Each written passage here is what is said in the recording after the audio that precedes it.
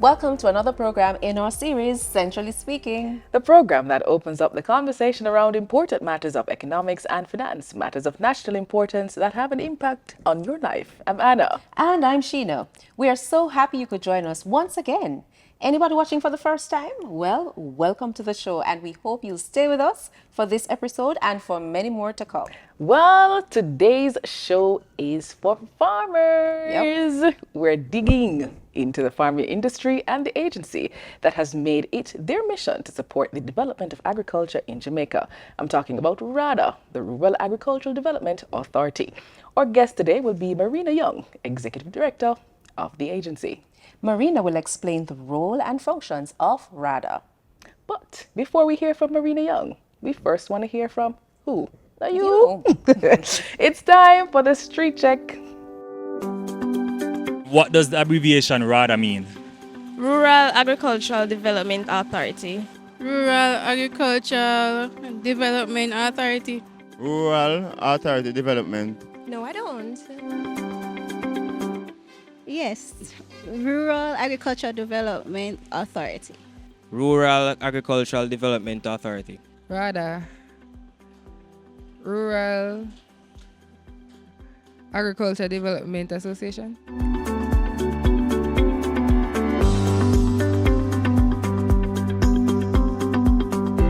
There you have it. Our peeps in the streets, they're always in the know. And so we know the name of the agency she represents. But now it's time to hear about the work that Rada has been doing.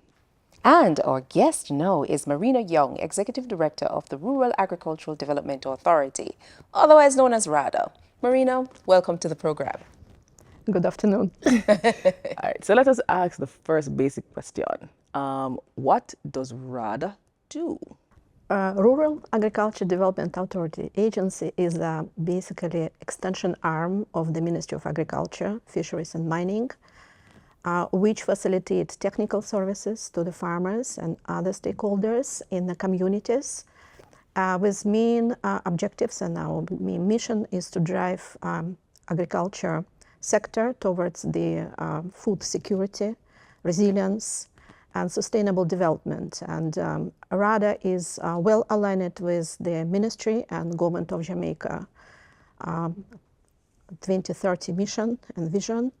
And therefore, we are entity which is facilitate implementation of special projects, programs, facilitate engagement of stakeholders, empowering the farmers, and also linking the farmers to the rest of the sector and outside of the sector as well. So what is Rada's role in the Jamaican economy?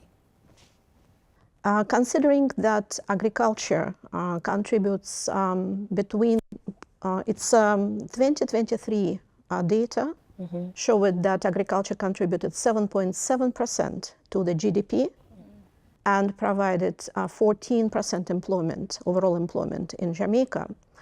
So, and the contribution to GDP increasing over the years from 5 to 6 now to 7.7, 22 it was 8% contribution.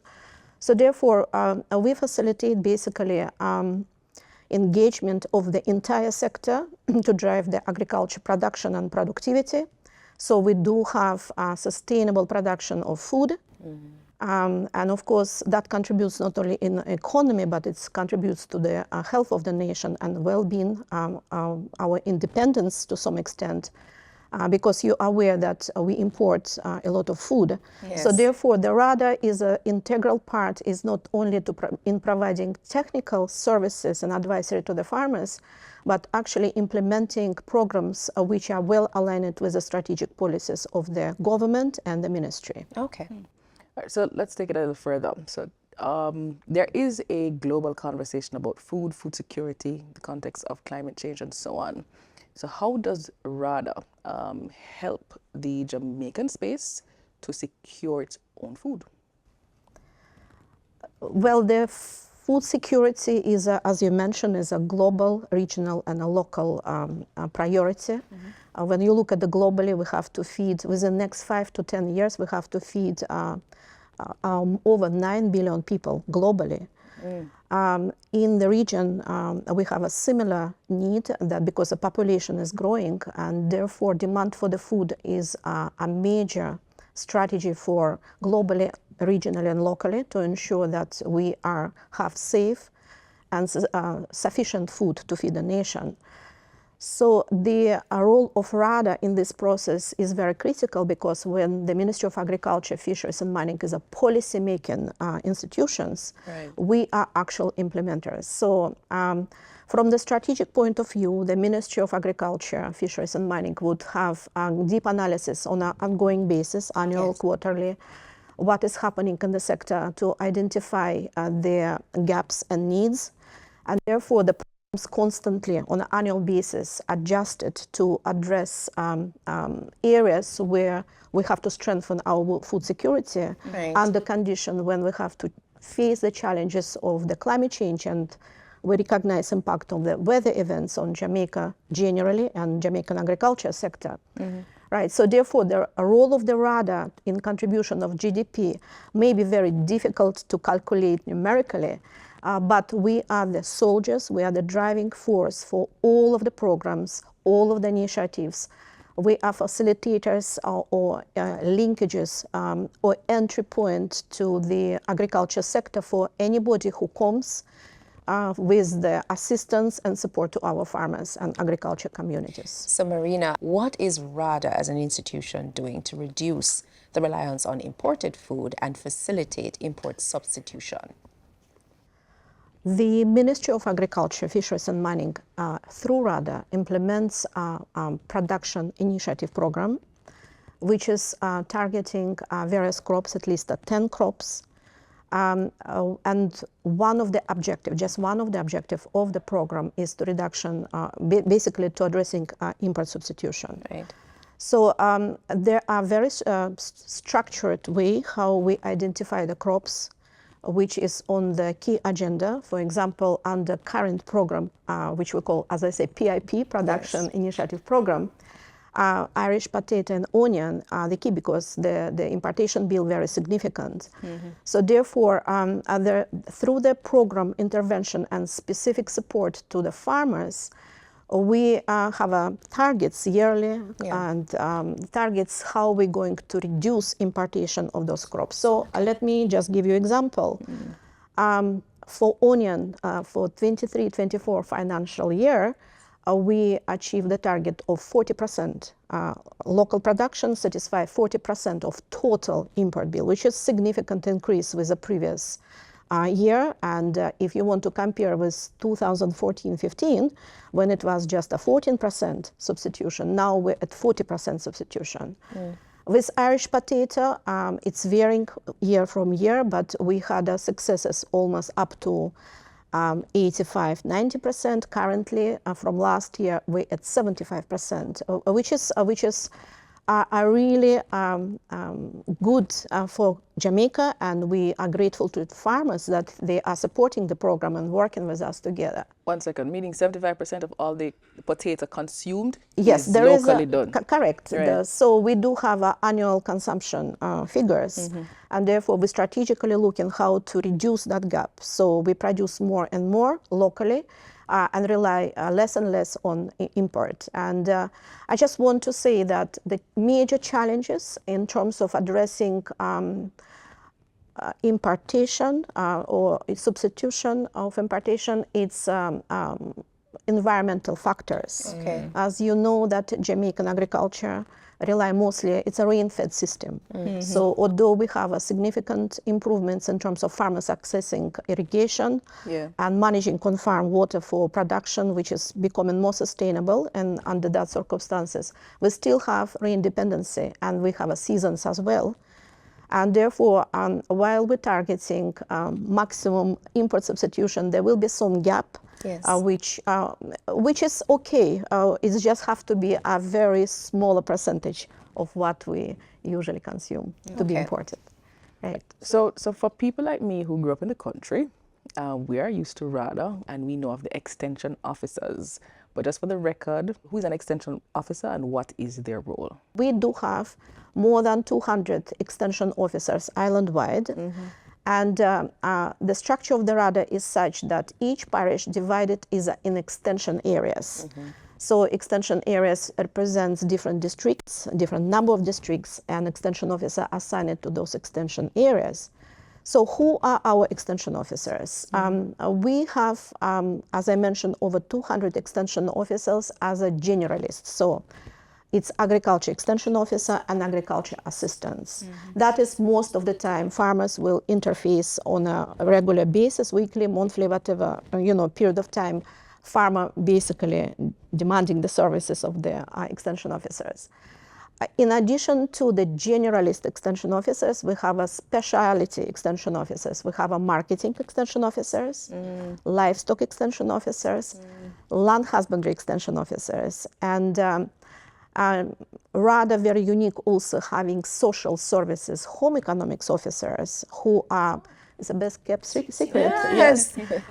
They are really working with the farming with the women in the communities, not necessarily farmers, but it's a farmers families and community. Women, we work in terms of their nutrition, in terms of management of the budget, and most important, helping rural women to develop value-added products. So we do have a very good in terms of spread and infrastructure across the island. Our largest parish, for example, St. Elizabeth, with population of the farmers of over 38,000, have 14 extension areas with 14 extension officers and agriculture assistants in addition to that assigned.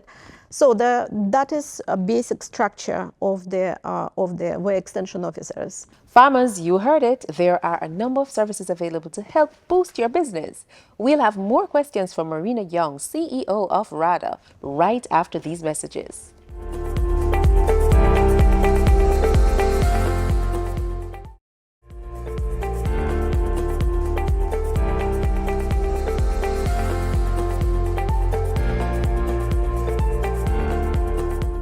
Welcome back to Centrally Speaking. If you are just joining us, we are speaking with Marina Young, Chief Executive Officer of Rada. Before the break, we were discussing some of the support services Rada offers. Does Rada have a modernization effort for farmers? Marina, can you answer that for us? I love this question. Right, so definitely today's agriculture, today's dynamics of the general development which take place in Jamaica cannot leave agriculture sector without interventions of the technology and especially digitalization. So my response to you would be in two ways.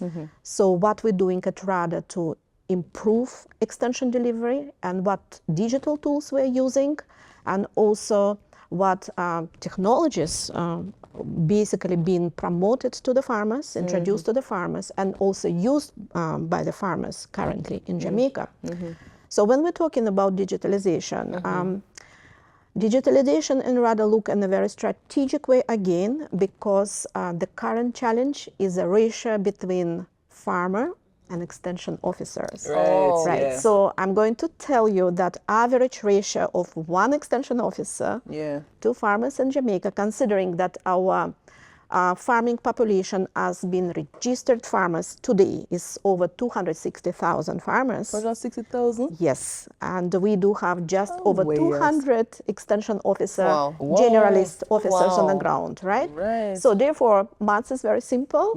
It's ranging between one officer to 2,500 farmers, in some areas 1,000 to 300 farmers. So definitely digitalization is one of the tools or ways first to increase our reach to the farmers, to provide as much as possible technical information and advisory to the farmers, and also to increase efficiency of our services. So what we have in Rada.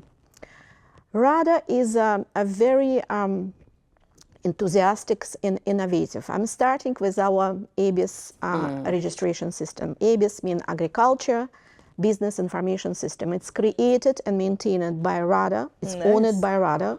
As I mentioned to you, it's maintained a regular registration database for farmers And it offers also other tools for our extension officers to be used. For example, crop tracker, technical guides, and some other internal needs addressed through the EBIS.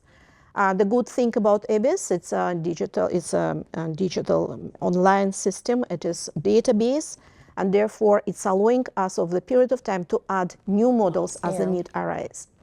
So we are very strong in terms of use of digital. For example, mobile phones is a regular tool for our officers. All of our officers, extension officers, technical officers have mobile phones, Yes. and their phones equipped with the specific apps, which we also develop as Rada Nice. to address the Okay. needs of the farmers and needs of our extension agents. That's very good. For example, many people don't know that we currently, from last year, we launched Farmer mobile app, which can be downloaded from Google and Apple stores. Even on Just my phone type now? Rada app, Right. and you can see what comes. So it's offering tremendous opportunities for farmers. For example, if you're registered farmer, you can access your records, what we have for you on our database. Okay. You can also update your records. So the Oh. information will go to extension officer. After verification, database will be updated. Farmers can access farm visits. Farmers can report problems.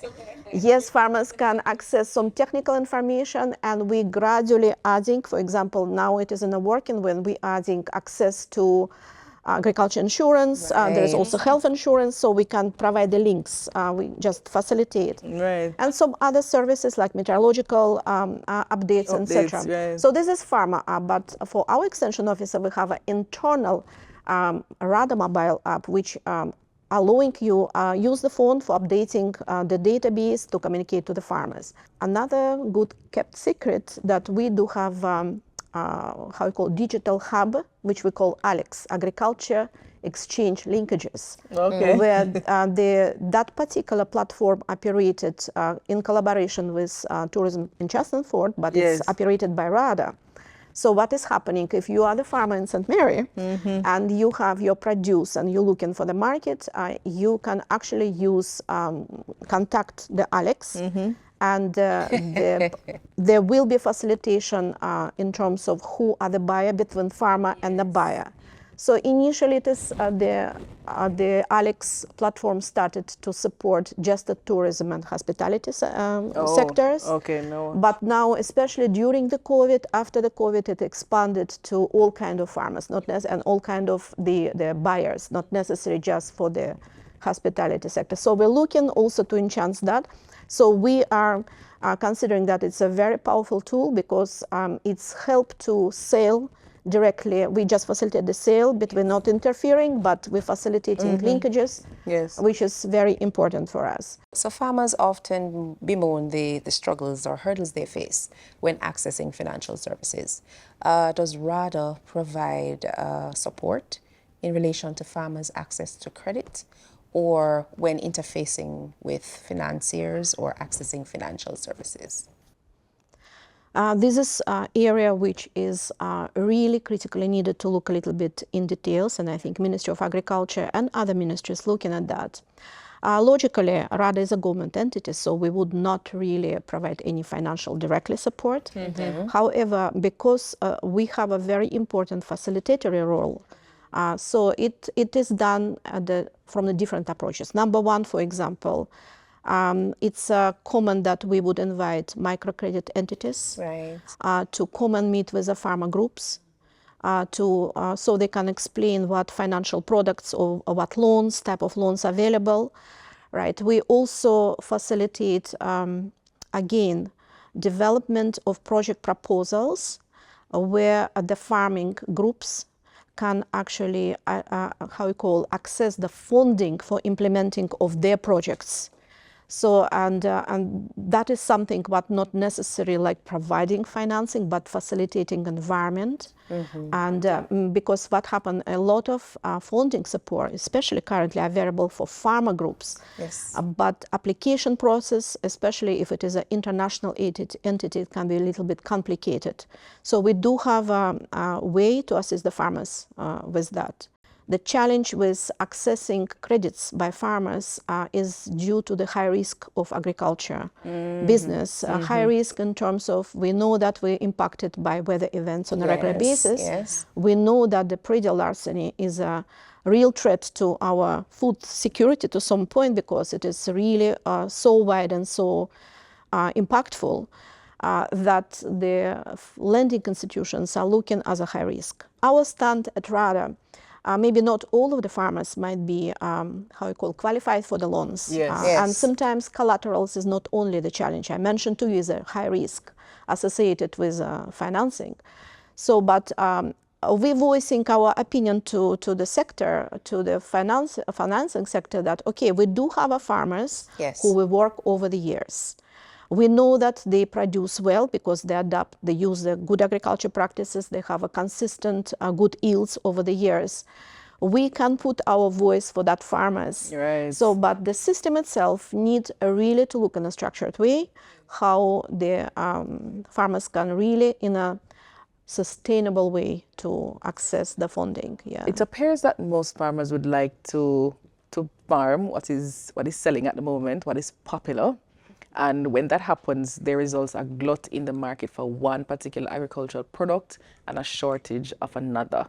So my question is, does Rada provide intelligence to its farmers to prevent gluts in one area and shortage in another? Yes, and in one way, no. When we have, let's say, a recovery effort, Yes. we know how many seeds and fertilizers being basically provided to the sector, so we have an estimate what expected to come.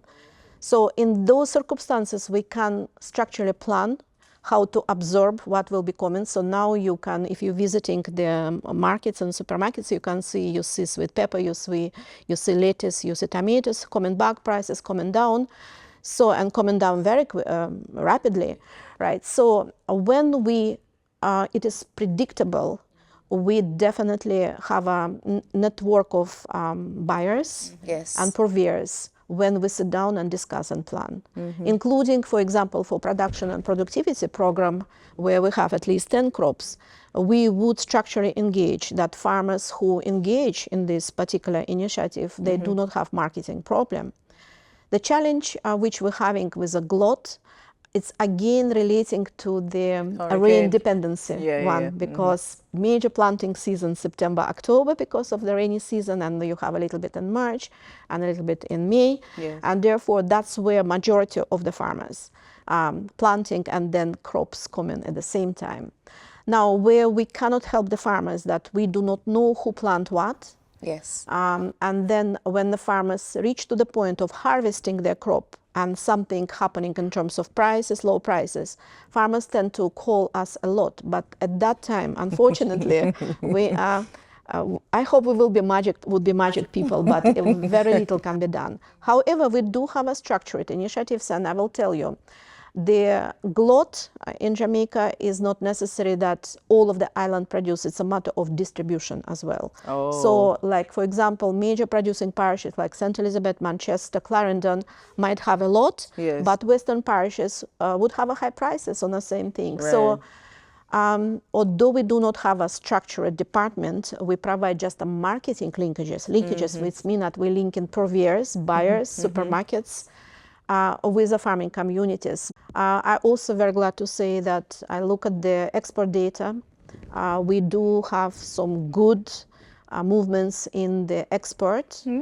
Yes, especially two crops, yam and hot pepper. Hot pepper very significantly. Yes, and as a matter of fact, very good news from 2023 data, Jamaica is the largest exporter of yellow yam. What? Yes. So we do have competitors. We have Nigeria, we have Costa Rica, but I think the quality of our produce is very good. So we want to stay that way, and we want to bring the rest of the crop to this success as well, which is another drive of the ministry strategy for then up to 2028 is really to increase export. And there you have it.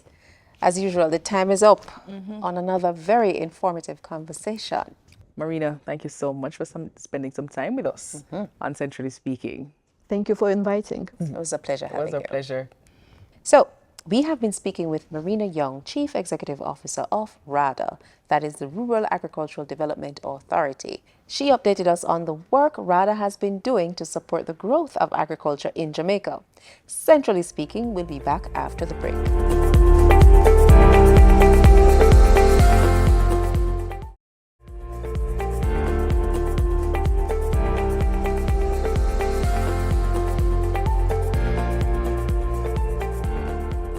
On today's episode, we spoke with Marina Young, Chief Executive Officer of the Rural Agricultural Development Authority, Rada. Let's review the main points for today's conversation. You know what time it is. It's time for the fast facts. Number 1. The Rural Agricultural Development Authority, Rada, is the extension arm of the Ministry of Agriculture, Fisheries and Finding that supports food production in Jamaica. Number 2, there are approximately 260,000 registered farmers in Jamaica, and 88% of farms are about 10 acres. Number 3, agriculture is big business. Rada's 2023 data reveals that it contributes 7.7% of Jamaica's GDP and 14% of employment in Jamaica. Number 4, Rada supports import substitution in Jamaica by encouraging more production of certain crops. For example, through its efforts, Jamaica was able to satisfy 40% of local demand for onion and 75% for Irish potato. Number 5, Rada has over 200 extension officers who support farmers with technical and social services, operated through 13 parish offices island-wide. And a bonus fact, Jamaica is the world's largest exporter of yellow yam. Go figure. That was today's Fast Facts. That's our program for this week. Follow us on X and Facebook at Central Bank JA and Central Bank Jamaica on Instagram. And on BOJ's YouTube channel, that's where you find these reruns. You can also visit our website at boj.org.jm. We also invite you to send in your questions on X or Facebook. And of course, What's Centrally Speaking next week at the same time right here on your station when we will have another special guest. I'm Anna. And I'm Sheena. Thanks for watching. Centrally Speaking is a production of Bank of Jamaica.